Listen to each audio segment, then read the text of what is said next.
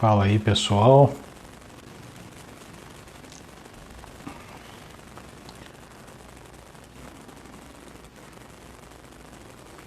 Estamos aqui agora, vamos começar. Opa, Caio, tudo bem? Tá me ouvindo bem, meu querido? O som tá bom?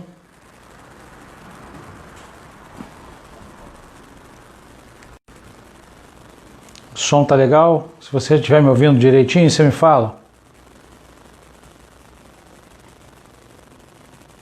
Esperar mais as pessoas entrarem. Opa, Canto dos Livros.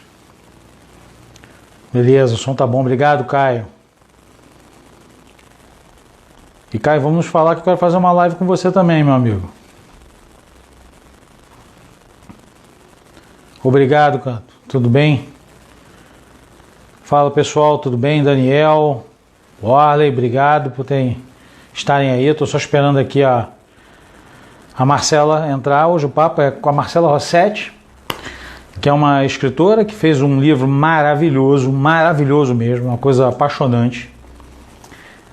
E ela vai entrar a qualquer momento, a gente vai começar a conversar. O livro dela é o Filhos da Lua, O Legado. Estou só esperando ela aparecer aqui.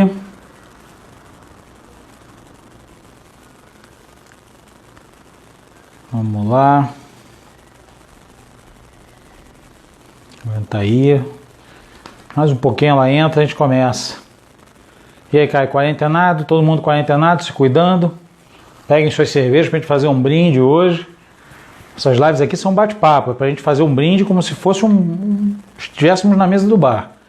Eu acho que o importante é isso mesmo.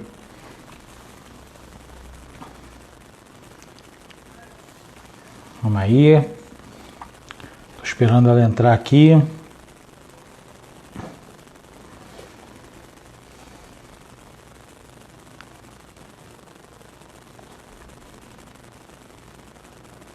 Mais um pouquinho, tá? Ela deve estar chegando aí. Estou esperando ela entrar. Opa! Tá aqui a Marcela.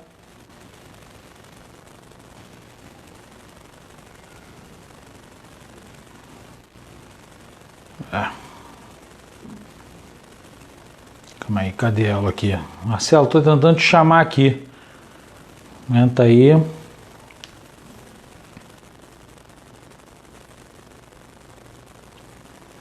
Cara, vai acontecer no Brasil todo. A gente não vai ter como segurar isso, entendeu? E é uma coisa que vamos ter de enfrentar. Quem puder ficar em casa vai ficando, vai sempre ajudar. Mas teremos de enfrentar isso. Oi, Wolf, tudo bem? Opa, Saga Filhos da Lua aqui. Vamos lá. Engraçado, eu tô tentando chamar. Opa. Marcelo, você recebeu aí? Tá me ouvindo?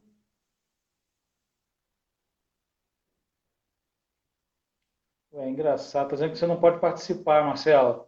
Ela já tá aqui, pessoal. Tô só vendo o que é. Vou tentar de novo, Marcelo, vou tentar te chamar de novo. Vamos lá. Vê se agora vai.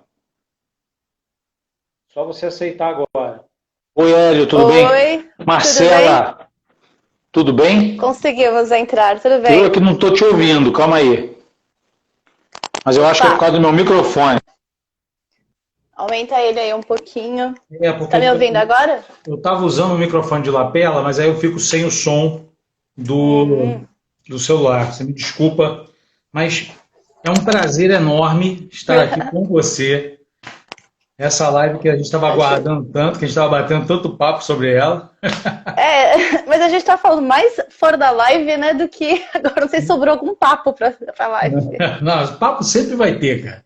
O papo sempre vai ter. Você, olha, pessoal, essa é a querida Marcela Rossetti, que fez escritora do livro Filhos da Lua, O Legado, maravilhoso. da nossa querida VEC Editora. A Que já VEC tá aí, no ó. ar. Falou da VEC, ela já entrou. Oi, a VEC, tudo bem? E primeira coisa, sigam já de cara o IG dela, que é maravilhoso. O livro é maravilhoso, o livro é apaixonante.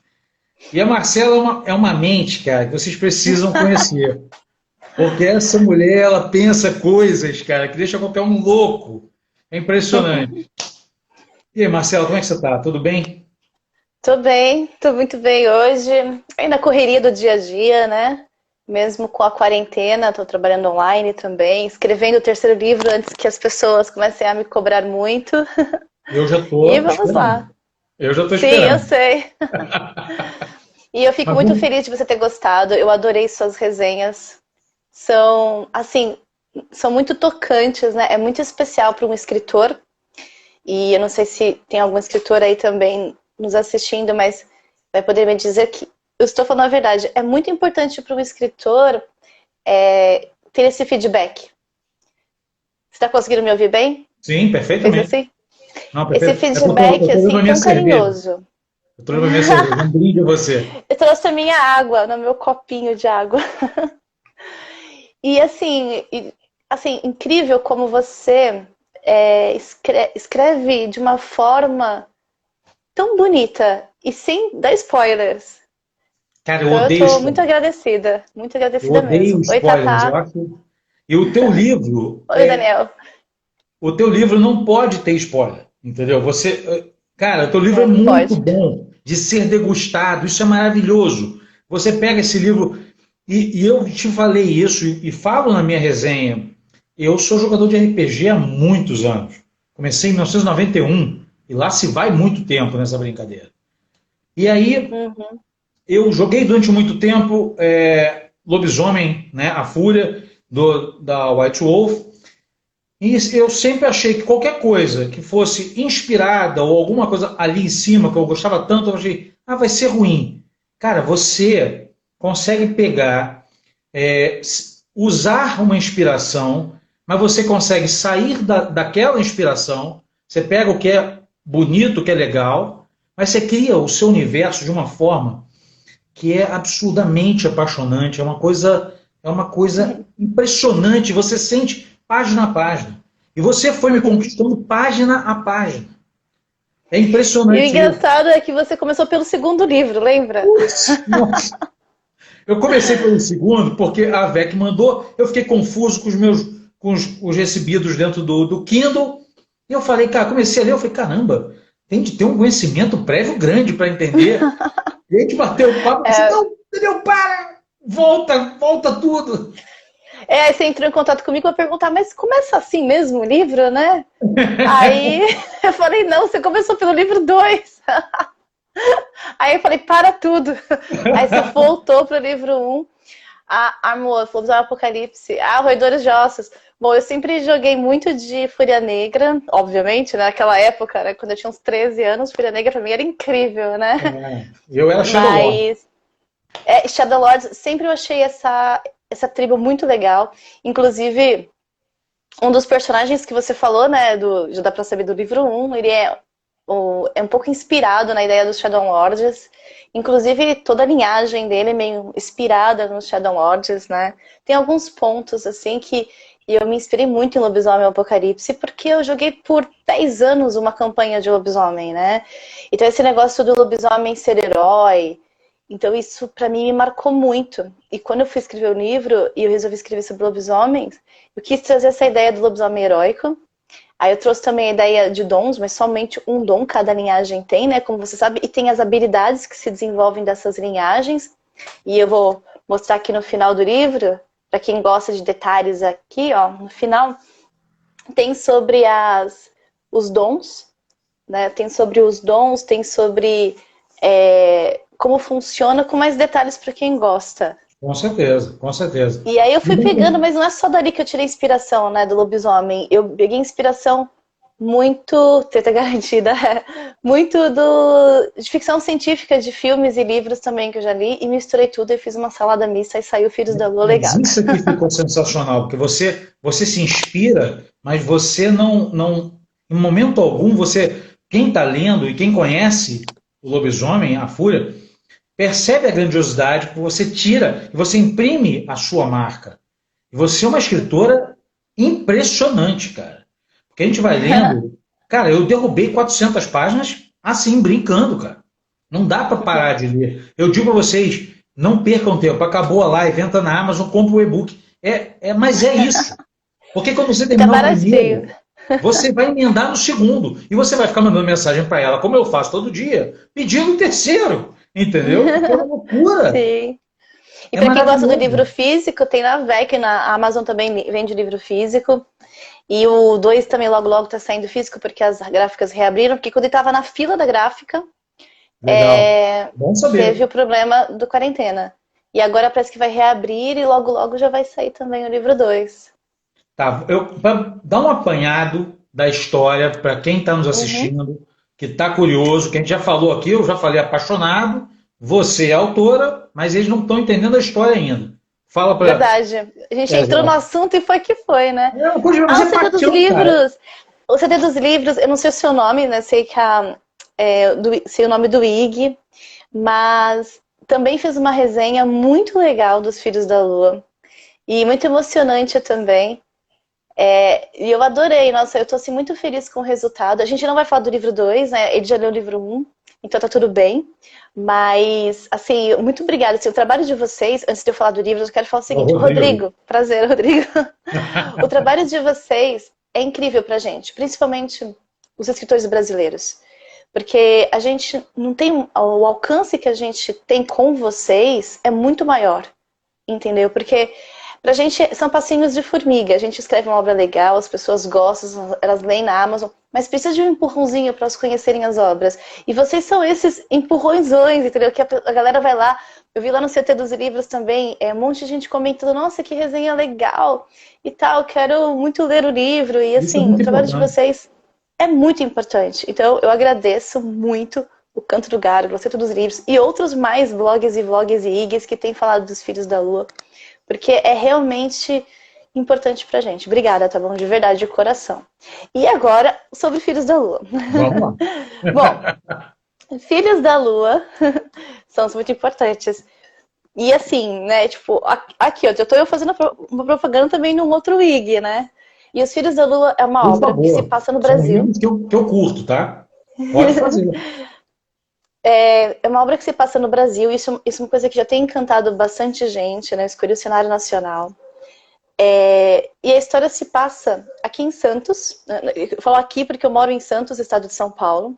Então eu resolvi escolher uma cidade que eu já estou mais habituada.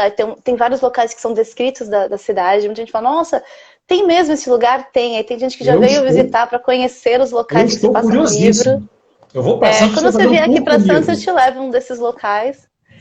E você acompanha a personagem Bianca, ela acabou de chegar em Santos e ela conhece alguns personagens bem misteriosos na escola. Aí pensa, nossa, escola, romance adolescente, algumas pessoas falam, tipo Crepúsculo. Não, calma, não é. Eu meio Tirem que essa ideia faço. da cabeça, meu Deus. Eu gosto de Crepúsculo, mas assim, não é o estilo, porque não é um romance sobrenatural, é uma fantasia urbana. Então é focado no desenvolvimento dos personagens, é focado no cenário, é focado na fantasia urbana e na ficção científica, né? Então o que acontece? Quando você vai caminhando junto com a personagem, esse mistério vai se abrindo para ela e para o leitor. Então, junto com o meu leitor, junto com a personagem, o leitor vai conhecendo todo esse mundo, que eu não quero dar muitos spoilers para quem não leu, obviamente, né? Isso é Ah, um você tá louco barato. pra visitar? Então, se um dia vocês vierem, me avisem, tá? Eu encontro com vocês, a gente passeia, a gente vai lá nos locais. Eu levo vocês lá no Monte Serra, que é a cena principal. Sempre quando eu Nossa, pergunto assim, quero muito olha, conhecer. qual é a sua cena favorita? Eu sempre pergunto isso para as pessoas que leem. Eles sempre geralmente a cena do Monte Serra tá entre as cenas favoritas, que é a cena final. Com certeza. E assim, por que o livro é super grande, né? Quem leu sabe. Eu gosto muito de detalhar os personagens para você conhecê-los bem, porque quando chega a hora de se emocionar com eles, você vai se emocionar, assim pensa, né? E, ô, E eu gosto de Marcelo, mostrar o cenário. Desculpa, fala, já falei muito. Marcelo, isso que você falou, não, isso aqui é bate-papo, a gente vai ficar trocando bola o tempo todo. Isso que você falou é muito importante. Você aprofunda o personagem, você densa ele. Ao mesmo tempo, a leitura é tão leve, é tão gostosa. O leitor entende a profundidade e curte a flexibilidade que você bota no teu texto. É um texto muito ágil, um texto muito fácil de ser lido. Entendeu? É muito gostoso. Isso é bom. Eu te falo, eu derrubei as 400 páginas em 2 dias, mas lendo assim, doidamente, cara. Ainda mais que eu tinha, É. já sabia coisa do livro 2. Aí eu Você já queria, sabia o começo do livro 2, então, eu tipo, queria né? muito chegar lá, Eu fiquei com entendeu? medo de você perder a experiência do livro 1, né? Mas pelo jeito não, você curtiu a experiência do começo ao fim.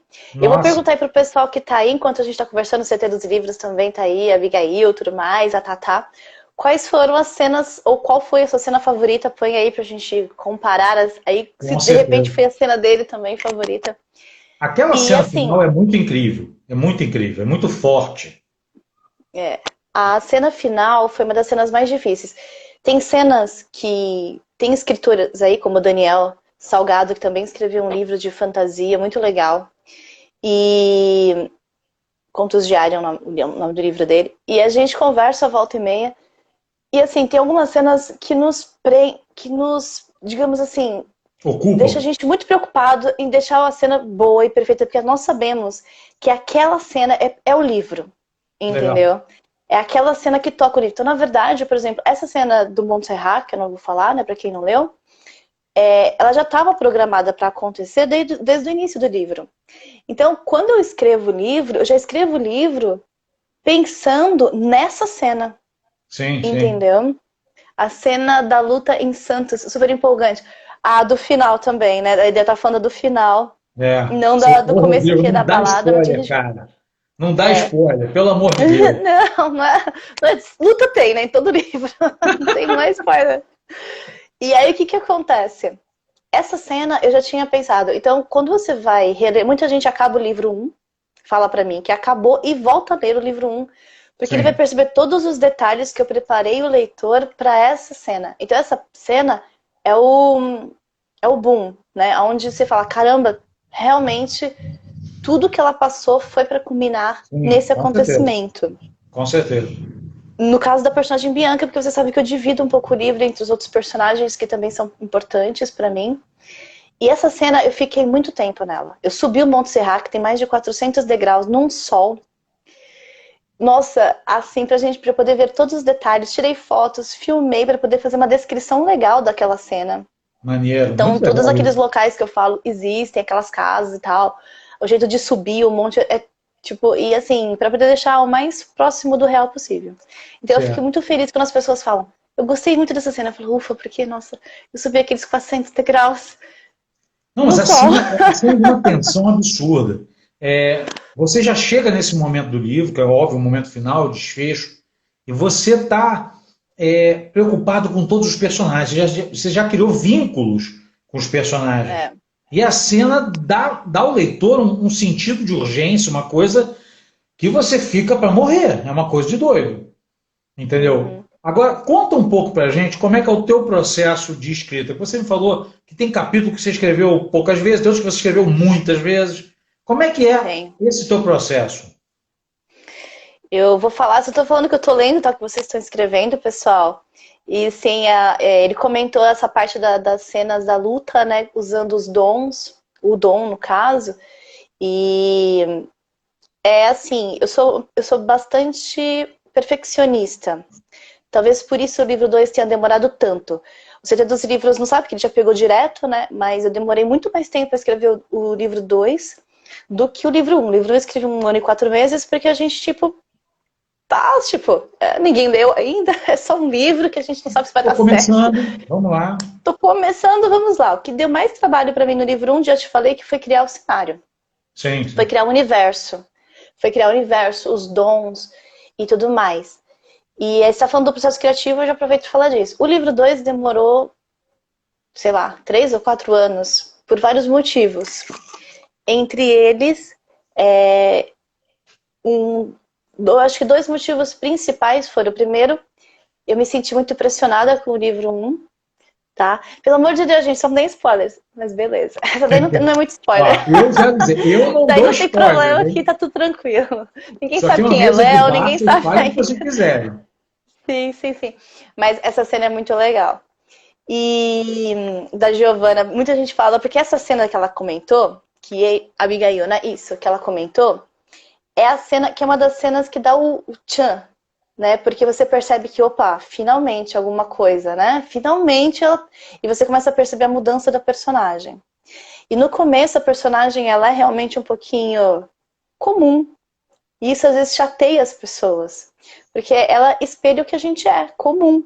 É, E a mas gente tem que passar por vários desafios pra gente mudar. E ela vai essa mudando, né? jornada que ela passa, pelo que eu vi, assim, a Bianca Bley, ela é uma pessoa como nós somos, com medos, Exato. problemas, né, Com a medos, vida problemas, acontecendo. E a vida dela, inclusive, está com uma porrada de problema. E ela tem de sim. passar por esses problemas. Então, é muito fácil a gente criar um vínculo com ela. É muito gostoso saber da vida dela. Tinha momentos que eu ficava zangado com ela, tá? Momentos que eu queria Uhum. esganá-la. Mas sabia que era do pote. Agora, conta mais do seu processo. Fala, eu estou te atrapalhando aqui. Tá, Fala mais. desculpa. Não, eu também vou me enrolando porque eu tô lendo o que a galera tá falando aí. E aí, o processo criativo é assim, eu gosto de sentar no computador, desde o livro 1, eu escolho uma playlist com músicas, com letras que eu acho que tem a ver com cenas. Às vezes eu ouço 10 mil vezes a mesma música para eu entrar no ritmo daquela cena. Então eu escrevo muito cenas em ritmos musicais, é muito interessante. Isso é interessante A pra caramba. playlist do livro, eu acho assim, tipo, muito legal, eu adoro isso, eu me divirto entrando nas cenas com as músicas. E aí eu fico horas, às vezes, é sério, às vezes eu fico assim, horas parada, só ouvindo a música, imaginando a cena, aí depois eu vou lá e digito e escrevo tudo direitinho. Que legal. E aí, processo criativo, como é que eu posso dizer? Eu preciso estar focado. Então, se eu ficar 4 ou 5 dias escrevendo escrevendo, dormindo, acordando, escrevendo, eu vou na boa, eu vejo um mês passar sem problemas. Eu faço isso um pouco nas férias, né? Mas eu assisto muitos filmes, muitas séries, leio muito enquanto eu escrevo para me inspirar. Eu acho que isso é muito importante para o escritor. Estou sempre prestando atenção nas coisas e escrevendo nos caderninhos, né? Então, por exemplo, vou mostrar para você. Esse caderno verde é do livro 1. Olha, Esse olha o segredo. caderno... Ah, não, minto, falei errado. Esse é do livro 2. O do livro 1 tá guardado, que é um outro caderno, esqueci. E esse é do livro 3. Eu Legal. falei errado. Esse é do livro 3 que eu tô usando. E esse aqui, que é maiorzinho, ó. Tá vendo?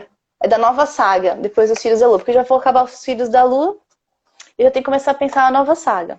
Com certeza. Então eu escrevo, tô sempre com ele na bolsa e tudo mais, e aí eu vou anotando as ideias. E eu gosto muito de misturar com ficção científica, que no livro 1 vocês não percebem tanto isso, na verdade, Daniel, Sim. percebe mais no livro 2. Na verdade, o livro 1, como eu falei pro Daniel, calma aí. Quando eu li. Então, depois você vê a playlist do livro 1, eu não pus ainda, mas tem a do livro 2. Leia o livro 2 com a playlist, Rodrigo. E se vocês perceberam, eu tenho déficit de atenção, tá? Vocês vão falando e eu vou me perdendo. Calma aí, você estava falando que você fez o livro 1, já teve um pouquinho de ficção científica, e você foi para o livro 2, onde você aprofunda isso. O que eu vejo o livro 1 você está apresentando a personagem e o mundo. Isso. Não dá para você chegar e meter, ó, galera, estamos aqui vivendo um negócio mega tecnológico de repente. Não, você vai com muita calma, colocando a gente como a Bianca, aprendendo didaticamente cada passo. Isso é um barato, entendeu? E assim, eu tive 3 preocupações no livro 1, porque eu sabia que o livro 1 era uma introdução ao universo. O livro é uma introdução, e você percebeu, né? Quando você terminou de ler o livro 1, você logo falou que já conhecia um pouco do livro 2. Então, é apenas uma introdução ao universo, uma introdução aos personagens. O livro 1 inteiro é uma introdução. Com certeza. A verdadeira história está no livro 2. Quando eu escrevi o livro 1, eu já sabia que ele ia ser uma introdução e que a verdadeira história estava no 2. Estava começando no 2. Então, eu já puxei elementos do 2 para o livro 1, apesar dele ter começo, meio e fim, o livro 1. O livro 2, como vocês perceberam, ele não tem um fim exato, porque na verdade a história principal do 2 acaba no do 3, só que responde muitas perguntas deixadas ainda no livro 1. Então ele tem alguns fechamentos. O livro 2 a gente vai fazer uma live daqui a um mês. Tá bom, volta pro livro 1. O livro Volta 1 pro livro 1. e o livro 2, galera. Vocês se virem. Porque vocês têm que Livro ler esse 1, livro. então. Sim. E eu tinha preocupação em dosar essa mistura de ficção científica com fantasia urbana. De uma forma que, quando eu contava para umas pessoas assim próximas a mim, as minhas ideias, a pessoa ficava pra minha cara, tipo, você vai escrever isso? Como? Tipo assim, É engraçado isso, né? como é que você vai escrever isso? É muita coisa para você colocar no... Aí eu falei, calma, gente, é que na hora de escrever eu dou um jeito. Pra não ficar uma coisa chata e estranha e fazer... Eita, tem um mês pra ler.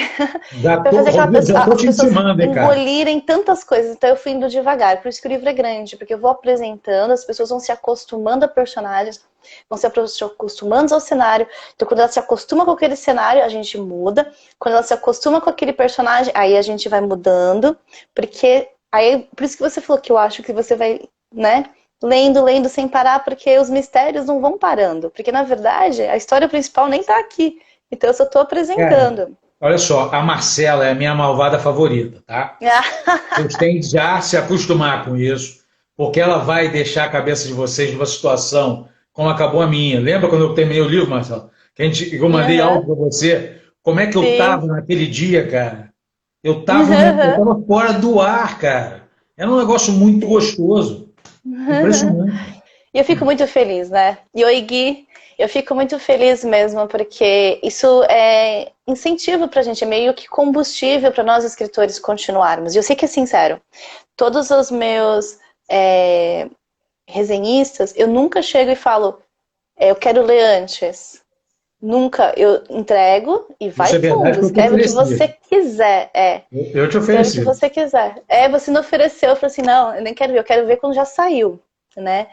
E eu entendo porque às vezes tem alguns escritores que ficam bravos e chateados, que não sei o que, tipo, não. Tranquilamente é a opinião das pessoas. Então, quando vocês retornam para mim com esse entusiasmo, eu sei que é totalmente 100% real, não tá querendo agradar apenas a editora ou o escritor. Eu sei muito disso, sinto isso quando vocês falam comigo. E uma das coisas sobre o meu processo criativo também é que eu me preocupei muito com a técnica de escrita. Toda vez que um escritor vem conversar comigo, que está começando a escrever, e ele pede dicas, eu falo, ideias tem de monte. Tem zilhões. Mas técnica de escrita, a gente não vê bem treinada em alguns escritores nacionais. Até porque a gente não tem muitas faculdades para isso, lá fora eles são acostumados a fazer faculdade disso, né? Então não é muita culpa dos escritores em si, mas eu sempre falo, pegue seus escritores favoritos, estude a técnica da escrita deles e coloque isso nos seus livros e você automaticamente vai absorver aquilo e vai transformar para a sua técnica. Com certeza. Né? Você começa copiando, né, a técnica, você começa usando como escola aquilo e depois você começa a apurar a sua própria técnica, né? Sim. Então, eu conheci um autor num evento que teve em Porto Alegre, do X, eu esqueci o nome dele, é um autor holandês, e a gente conversou. O X é maravilhoso. Sabe qual é o X? Eu li também, eu tenho autografado por ele até, e a gente estava no barzinho, que depois foi todo mundo, e a gente estava conversando, e ele me falou isso. Ele falou, Marcela, sabe como eu comecei a escrever? Imitando a técnica de escrita do Stephen King. Então ele disse que ele ia lá, também estudava como o Stephen King, e ele escrevia do jeito dele, mas tentando imitar a técnica da escrita do Stephen King. E ele aprender. É um livro e aí, a partir daquilo, ele criou a própria técnica dele. Então, sim, é válido, porque isso é importante para a gente poder treinar. Com certeza. Ela falou que se identificou muito com a Bianca, a Abigail. Da primeira vez que eu li, a Bianca somos nós, né? Não tem jeito. Apesar não tem jeito. Vamos lá, você falou a Bianca, mas eu tenho personagens queridos, você sabe disso. Qual é? Dois ficaram marcadíssimos. A gente bateu o papo na hora que aconteceu a cena que eu falei com você. Foi o Léo, que eu adoro aquele personagem, amo de paixão. Aquele menino me lembra muito o Daniel na infância. Né? Uma criança gordinha, que tem de passar por uma série de problemas, passar sobre uma aceitação pessoal, uma busca incessante por um espaço. E, cara, isso foi muito forte para mim. Você sabe que a gente conversou sobre isso. Uhum. Gabriele. Gabriele é um vulcão, cara. Gabriele é uma coisa assim que parece que vai explodir em algum momento. Eu amo aquela personagem demais. E o Julian, que é um personagem que ele é um herói sem renome, né, cara? É aquele cara que luta pelas causas certas, usando ferramentas criticáveis até, e normalmente ele não vai ganhar o louro da causa. Entendeu? Isso aí marcou. Esses três personagens marcaram muito. E é engraçado porque eles circundam em volta da Bianca. A Bianca é a protagonista, mas eles conseguem roubar a cena em alguns momentos, que é fundamental. Eu acho maravilhoso isso. Entendeu? São os meus três queridos. E eles foram criando vida. O Léo é um personagem que criou vida. O Léo é um personagem que ele criou vida devido ao amor de vocês por ele. É sério. Porque assim, eu criei o Léo como um personagem, claro que eu gostei do personagem, assim como eu gosto de todos os personagens. Mas quando teve o impacto da leitura, das primeiras leituras, e as pessoas foram falando do Léo pra mim, me chamou mais atenção que qualquer outro. Isso é engraçado, então, o que eu fiz? Nem todo personagem que você sente, você, escritora, percebe a profundidade que ele pode tomar, né? Oi, Arthur, meu editor. Tá aí o Arthur. Tudo bem? Obrigado por estar aqui, querido. Sim. E aí, exato. E assim, o Léo pegou uma vida porque os leitores se apaixonaram por ele. E minha mãe é uma delas. A minha mãe, quando eu tô escrevendo, às vezes ela passa aqui no quarto, ela fala: não mata o Léo. Você pode matar qualquer um, menos o Léo. A sua mãe me representa. A sua mãe me representa.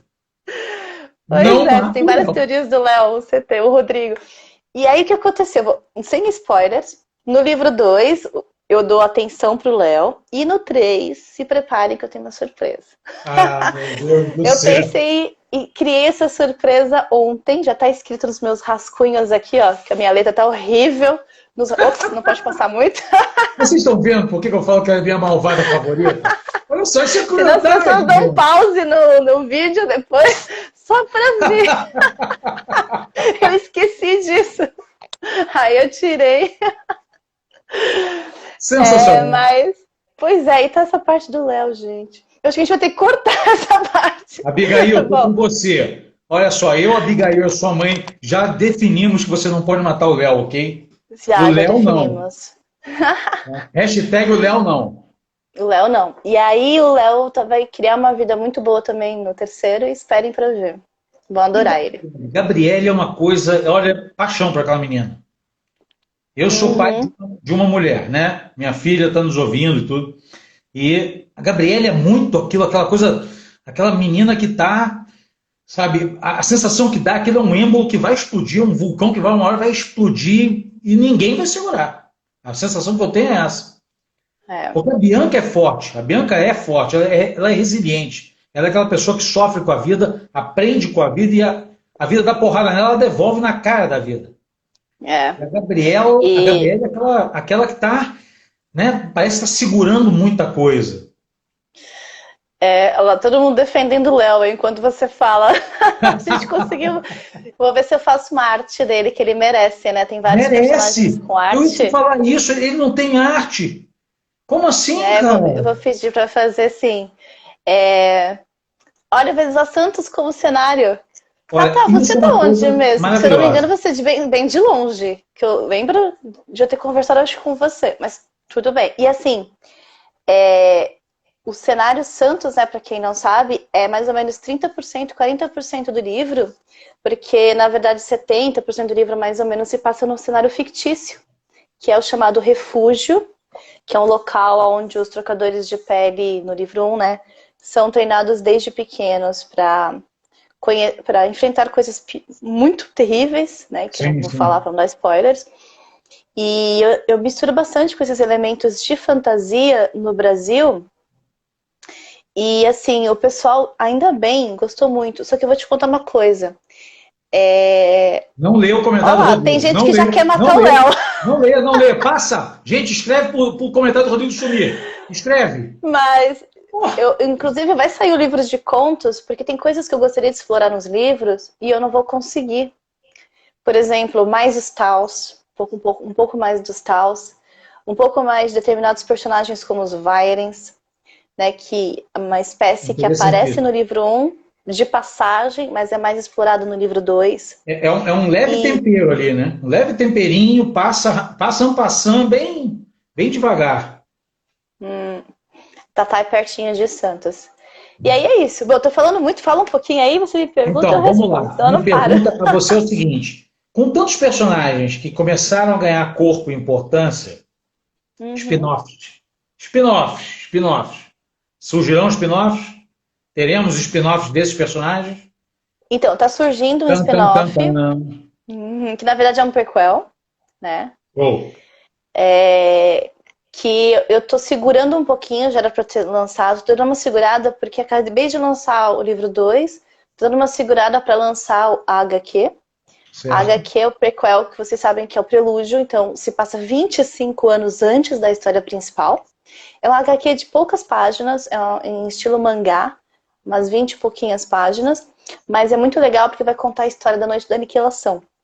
E vai contar a história da mãe da Bianca.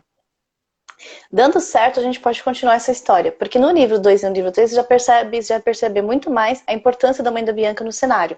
Ela tem uma importância muito legal, e se eu fosse fazer um spin-off, talvez em livro, então, assim, que fosse um livro em si, e não apenas contos, talvez eu fizesse da mãe dela, da história da mãe da Bianca, até chegar aos dias de hoje, porque quando o pessoal lê, da Noite da Aniquilação, exatamente, já sabe que no livro 1 a gente fala da Noite da Aniquilação.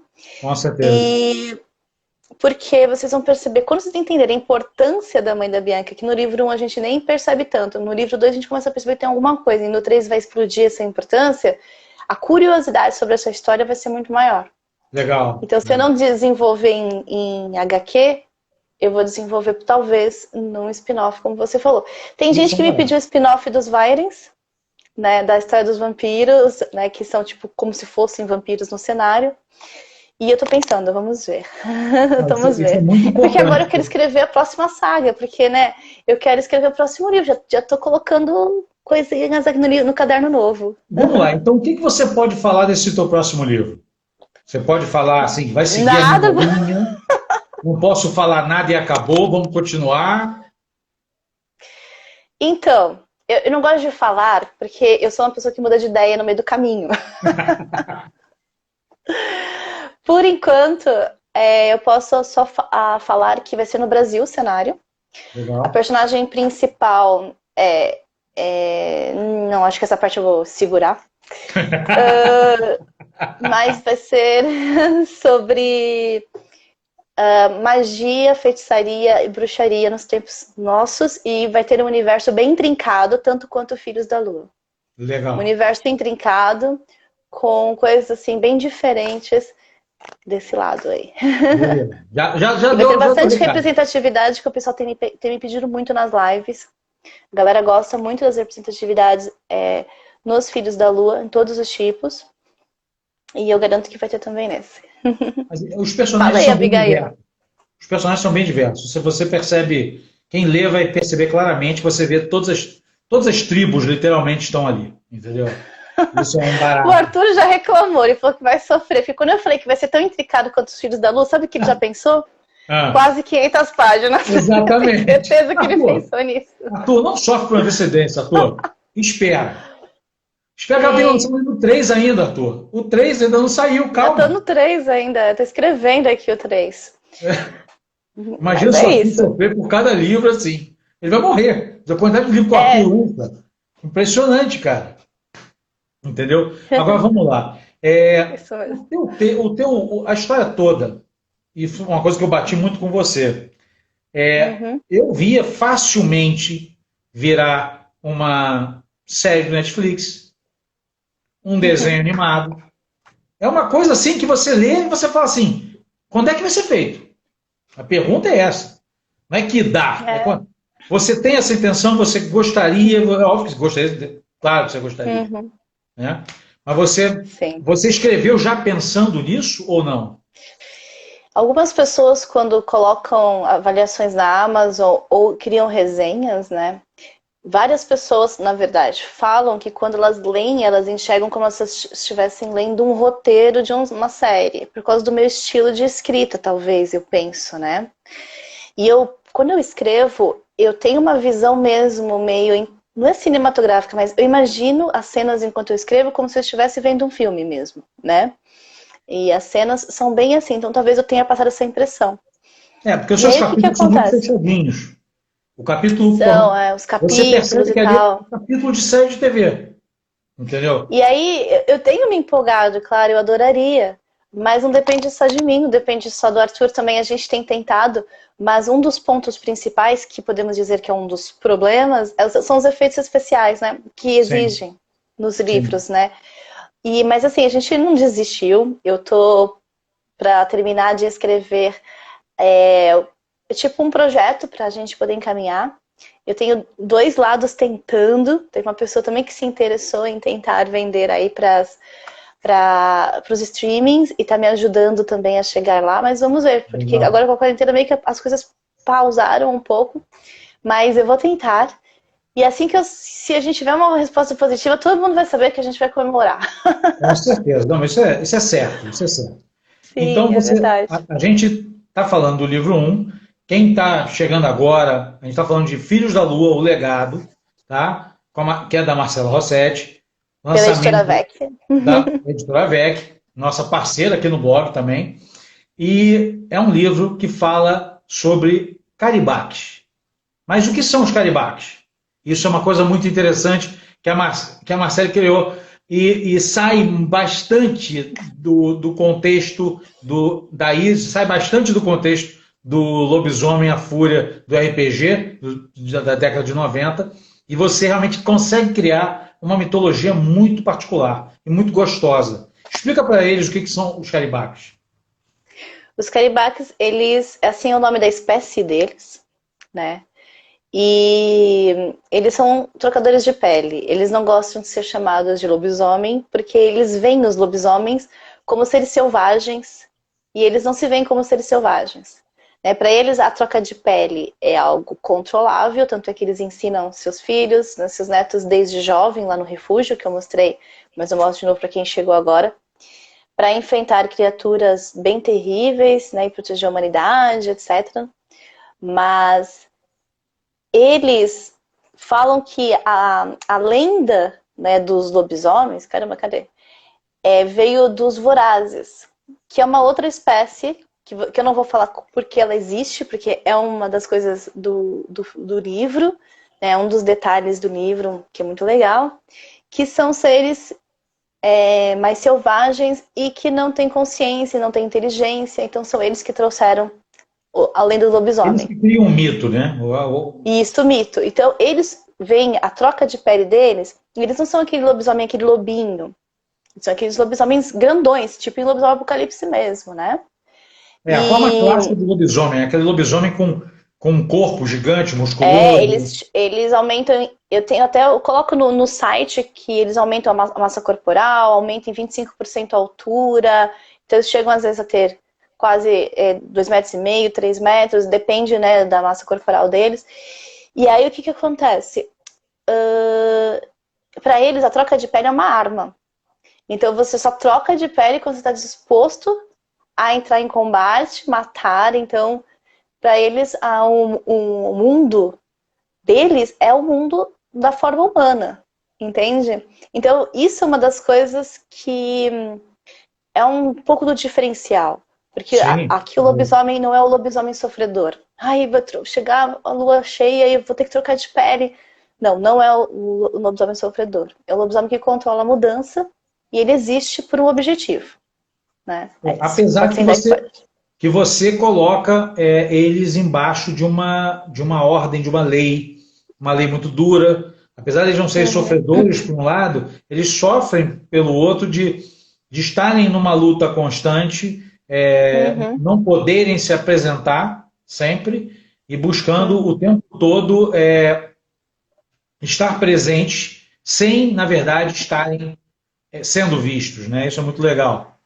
É um mundo escondido atrás do nosso mundo, né? São os protetores. Isso é uma coisa muito, muito maneira, porque e eles têm os dons deles, né? E você criou uma coisa muito legal, porque os dons, cada linhagem tem tantos dons para quem é realmente um lobisomem, quem é um caribaque, vamos usar a palavra certa, e para quem não é um caribaque, mas é parente, né? É um Isso parente, foi muito legal, entendeu? Isso com barato, porque você vê, e na hora que você, cara, você consegue no texto, tem horas que você nem fala que está usando o dom, e a gente sabe que está acontecendo pela forma que você escreve. Isso é um barato, cara, é muito legal. Muito legal mesmo. Eu tento não ficar subestimando o leitor. Né? E tipo assim, eu mostro que ele tá usando o dom, que o personagem tá usando o dom, ou ele tá fazendo uma coisa, mas não precisa ficar explicando que ele tá usando o dom. O leitor sabe que ele tá usando o dom. E se não souber, vai ter que ler o livro de novo para entender, então. Mas lembrem da a maioria favorita? Percebe isso. Isso é um dos truques que ela usa com a gente, tá? Ela pega a nossa cabeça e vai fazendo assim, ó, vai mexendo coisas na nossa cabeça, tá? Um pouquinho, só um pouquinho. Mas eu me divirto, por isso que eu gosto de conversar com quem entra em contato comigo depois. Eu pergunto, qual cena você mais gostou, qual cena você menos gostou, eu quero saber tudo. Porque aí eu vou entendendo onde eu tô acertando e para continuar nesse caminho no resto dos livros, né? E no resto das histórias. E isso pra mim é muito apaixonante. Eu escrevi, mas eu sou muito apaixonada por esse universo dos trocadores de pele. E eu acredito que eu vou sentir falta quando eu fechar a saga. Entendi. Talvez quando eu estiver sentindo falta, eu faça que nem você falou. Eu volte para um spin-off, mas talvez de poucas páginas, para o Arthur não ficar bravo comigo. Coisa de 300, Arthur. É 300, 350 no máximo. É pouquinho, é coisa pouca. E eu acho interessante quando alguns leitores vêm falar para mim que choraram em algumas cenas. Você toca em temas muito legais. Você fala de bullying, você fala da questão do órfão, de estar sozinho, depressão. Sem levantar bandeiras, você toca em todos esses temas e a pessoa, com o mínimo de empatia, percebe cada tema sendo tocado. Alguns, obviamente, são mais explícitos que outros, mas todos estão ali. Isso eu achei bem interessante da sua escrita, entendeu? Assim, e eu vou te contar que eu sou uma pessoa sensível também. Às vezes, lendo muitos livros eu choro e escrevendo também, mas e aí por isso que eu pergunto qual cena. E eu fico assim bastante surpresa em perceber que às vezes as cenas que eu nem pensei que a pessoa iria se emocionar, ela se emocionou. Cenas que eu nem imaginei, que eu não criei a cena pra isso. Mas aí significa, tem que ser mil, Abigail, fala isso não, que o Arthur mata. Mas, e assim, o que acontece? Isso é importante, porque significa que nós, escritores, conseguimos atingir o coração do leitor. E quando a gente atinge o coração do leitor, eu acho que é o ápice da nossa profissão, porque é isso que para isso que a gente escreve. Eu fico muito feliz em saber. A cena do Léo. A cena do Léo foi isso. No que eu acabei de ver a cena do Léo, eu te mandei um áudio na mesma hora. Falei, que cena absurda. Eu estava sentado, lendo e estava emocionado. A cena do primeiro livro, né? Exato. Você está falando. Eu sei qual é que você está dizendo. Acho que quem leu já sabe, porque... Então, essa cena eu não escrevi para emocionar. O objetivo dessa cena, para falar a verdade, era para mostrar a dureza, sim, das leis caribaques, a dureza de, por exemplo, você ter parentes, pais que estão lutando enquanto você está estudando e aprendendo, e também um pouco mostrar da cultura deles, da questão lá do lago, que eu não vou falar, para não dar a pista. E eu falei assim, eu achei que a cena ficou bonitinha. Bonitinha. E aí, quando as pessoas vieram falar pra mim, nossa, eu emocionei, aí eu comecei a entender alguns leitores. E eu gosto de conversar com os leitores de verdade, vocês podem vir falar. Eu já vou falar sobre essa parte, eles falam, mas o Léo nunca esteve em perigo, tá, gente? Calma que o Léo nunca esteve em perigo. E quando eu pergunto qual é o seu personagem favorito, e a pessoa já me diz, eu já entendo um pouco melhor esse leitor. Aí eu já começo a entender por que ele gostou tanto desse personagem, tanto dessa cena. E aí eu começo a entender a importância de algumas cenas existirem pra gente falar de alguns assuntos que são importantes no livro 2, no livro 3 e assim por diante, assim vai, né? Então eu tô muito feliz, eu gosto muito desse contato com os leitores e com os meus resenhistas, né? Ai, meu Deus, Arthur! O Arthur aqui é louco, o Arthur tá dando spoiler! Arthur! A gente não tá querendo passar spoiler, cara! O Arthur! Arthur, tu não pode dar spoiler dos nossos livros. É uma cena que é pesada mesmo, né? O Arthur é um cara apaixonado. O Arthur é um Sim, cara apaixonado. incrível editor. Cara, pra mim, desculpa, eu vou puxar o saco do Arthur, mas eu sempre falo isso para outras pessoas, e as pessoas que estiverem aí sabem. Pra mim, o Arthur, na minha opinião, dando-se as outras opiniões, é o maior editor que nós temos, é o mais sensível, é o editor mais correto. É perfeito. Então, muito obrigada, Arthur, por ter acreditado nos Filhos da Lua. Eu vou dar o meu testemunho como parceiro resenhista dele, tá? Adoro trabalhar para a VEC. É um bate-papo de amigo. Parece que o Arthur mora aqui do lado da minha casa. A gente bate papo quando a gente precisa. Mesma coisa com a Lígia, que é uma querida. E a VEC trata todos os parceiros dela com um calor muito grande. Então, eu reforço o que eu fiz lá no início do nossa live. Sigam a Marcela, sigam os Filhos da Lua, sigam a VEC. Vocês precisam conhecer o trabalho dessas pessoas, que é um trabalho feito para você, leitor. É muito importante. Não deixa de seguir, porque seguindo você é avisado, entendeu? Inclusive a Marcela tem uma página no Facebook onde você, se seguir hoje, já está ferrado, porque a nossa malvada favorita já coloca várias maldades lá pra gente ficar louco, entendeu? Então tem pagininha, acontecendo imagens, ela faz umas votações, qual personagem você acha que ia morrer, é torturante. Esta mulher é torturante.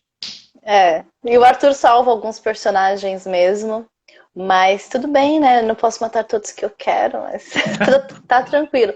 E agora me conta você, fala um pouquinho pra gente. Você já falou que seu personagem é o Léo favorito, né? Mas me diz duas das suas cenas favoritas, sem spoilers, claro, mas pra poder entender. Nas minhas cenas favoritas? Olha, realmente a cena final é muito forte, tá? Eu achei aquela cena maravilhosa, sem dar spoilers, a construção dela, como ela é feita, como você faz como nós o tempo todo caminhamos pelos olhos da Bianca, a forma que você leva a cena nos mostra o peso da cena na vida daquela personagem. Eu achei aquela cena muito bem construída e ela é muito, ela dá o ponto final que merece o livro. Eu acho que o livro caminha para aquela cena e realmente é majestoso. A cena do Léo é muito forte. A cena do Léo. Naquela cena final tem uma cena também com a Gabriela que é muito... eu fiquei assim, quando eu vi acontecer, eu falei, putz, cara. Meu Deus do céu. Tem gente que não me perdoa até hoje, por causa daquela pequena morte. Eu não falo. Sério, eu tenho leitores que não esquecem. Mas, cara, a gente é obrigado a conviver com você agora, Marcelo. Entendeu? Não tem jeito, não tem jeito. Assim, é um trabalho, né? O Daniel, não sei se ele ainda tá aí, que ele é escritor também, sabe? E o Rodrigo também tá me falando que tá tendo ideias, né, pro livro dele. E assim, vale a pena escrever, dá um trabalho, mas vale a pena a gente se preocupar com esses detalhes, que são a técnica de escrita, sem spoiler. A técnica de escrita. Os detalhes do seu universo, você não subestimar o leitor. A gente não precisa ficar explicando as cenas demais pro leitor. Ele vai compreender. E ele compreende mesmo. Tanto é que depois que acaba o livro 1, vários leitores iam me falar: Marcela, tem coisas disso, que eu percebi e tal, e eles entendem. E eles perceberam cenas que eu só explico no livro 2. Não sei se você lembra de algumas cenas que acontecem no livro 1. E eu falei, não, essa cena não vai ficar explicada. Porque ela só vai ser explicada no livro 2. Mas eram cenas pequenas, bobas, que não tinham importância. Mas quando você chega a ler o livro 2 e você chega naquela cena que fala daquela cena do livro 1, você fala, caramba, bem que eu percebi que poderia ser tal coisa. E aí você não está subestimando o leitor, porque ele está com atenção na sua história. Ele está realmente prestando atenção. E ele percebe, caramba, ela colocou isso aqui para mim, para eu descobrir. E eu gosto muito de brincar nisso com o leitor. Eu costumo dizer que você falou assim, qual é a técnica de escrita? Eu costumo dizer assim, que eu não sei o nome dessa técnica de escrita, mas eu costumo dizer que é que nem um mágico. Quando você está num show de mágica, você está prestando atenção no mágico. Aí o mágico tá lá fazendo não sei o que. Aí daqui a pouco passa a dançarina, tem uma explosão, aí tem o fogo. E isso é pra te chamar a atenção, porque você desvia o olhar pro fogo, desvia o olhar pra dançarina, aí ele faz o truque. Entendeu? Você não tá Isso aí, percebendo, gente. ele faz o É truque isso ali. aí. Em 400 páginas, você fica olhando para o fogo, para a dançarina e as coisas acontecendo na Exato. sua frente, tá? Então eu coloco itens importantes da história no momento que você está prestando atenção em outra coisa. Aí quando você chega naquele ponto, ó, caramba, mas eu já sabia disso. Tava lá, tava nessa cena, tava noutra cena, só não tava prestando atenção.